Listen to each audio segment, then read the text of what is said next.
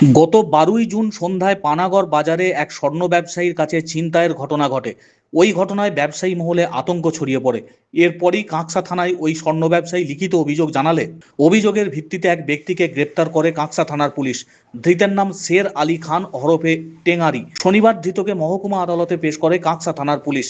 জানা গিয়েছে, ওই দিন সন্ধ্যায় পানাগড় বাজারে স্বর্ণ ব্যবসায়ী সুবীর পাল পানাগড় বাজারে সোনার দোকান বন্ধ করে বেশ কিছু সোনা এবং রূপোর গহনা এবং নগদ 50,000 টাকা ব্যাগে ভরে নিজের স্কুটি চেপে দোকান থেকে বেরিয়ে সামান্য রাস্তা এগোতেই একটি বাইকে চেপে দুজন আরোহী তার হাতের ব্যাগ নিয়ে চম্পট দেয়। টানাটানি করার সময় স্কুটি থেকে রাস্তায় পড়ে যান ওই ব্যবসায়ী।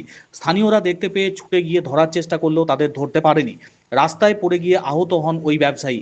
খবর পেয়ে ঘটনাস্থলে কাঁকসা থানার পুলিশ পৌঁছে ঘটনার তদন্ত শুরু করে। ওই ব্যবসায়ীকে উদ্ধার করে পানাগড় ব্লক প্রাথমিক স্বাস্থ্যকেন্দ্রে চিকিৎসার জন্য পাঠায়। পাশাপাশি এই ঘটনায় এলাকার সিসিটিভি ফুটেজ খতিয়ে দেখে দুষ্কৃতীদের ধরার চেষ্টা শুরু করে পুলিশ।